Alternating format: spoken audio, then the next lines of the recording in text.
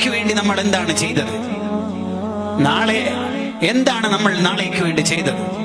അതാണ് നബി സല്ലല്ലാഹു അലൈഹി വസല്ലം തങ്ങൾ ബുദ്ധിമാനായ ഒരു മനുഷ്യനെ കുറിച്ച് പറയുന്നത്. ആരാണ് ബുദ്ധിമാൻ?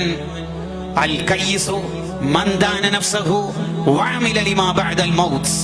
നാളത്തെ ജീവിതത്തിന് വേണ്ടി, മരിച്ചതിന് ശേഷമുള്ള ജീവിതത്തിന് വേണ്ടി ഇപ്പോഴേ പണിയെടുക്കുന്നയാളാണ് ബുദ്ധിമാൻ. ഇവിടുത്തെ പുതിയ ഡ്രസ് കോഡിന്റെ, അല്ലെങ്കിൽ ഇവിടുത്തെ ഏതെങ്കിലും പുതിയ വാഹനത്തിന്റെ, ഏതെങ്കിലും പുതുമയുടെ, ആരുടെയെങ്കിലും വീട് ഹൗസ് വാമിങ്ങിന് നമ്മൾ അനുഭവിച്ചാൽ അതുപോലെ അത് നമ്മുടേതും ആവണമെന്ന് ചിന്തിക്കുന്ന കമ്പാരിസന്റെ ചിന്തകളെല്ലാം മാറ്റണം.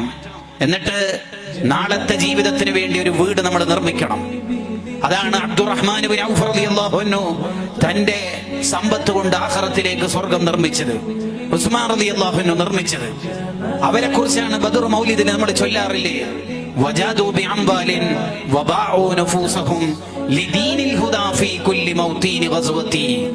അവരുടെ ശരീരം, അവരുടെ സമ്പത്ത്, അവരുടെ ആരോഗ്യം, അവരുടെ സമയം, അവരുടെ എല്ലാം അവർ ആഖിറത്തിന് വേണ്ടി മാറ്റിവെച്ചു. അവർ ദുനിയാവ് വിറ്റിട്ട് ആഖിറം വാങ്ങി.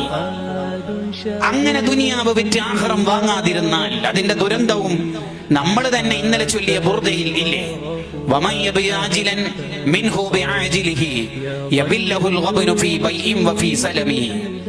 ആഖിറം വിറ്റിട്ട് ദുനിയാവ് വാങ്ങാൻ ആരെങ്കിലും ശ്രമിച്ചാൽ, മോളെ കെട്ടിക്കേണ്ടത് പണക്കാരന്, എന്റെ മോളെ ഭർത്താവിന് വള്ളേക്കെ പോവാണ് സാലറി, എന്റെ മോൻ ദീനീ പഠനം ഇടക്കാലത്ത് നിർത്തിയാലും കുഴപ്പമില്ല, അത്യാവശ്യം പണം പറിക്കുന്ന ഒരു മരാവണം, പണം കറക്കാൻ പറ്റുന്ന ഒരു പശുവാവണം.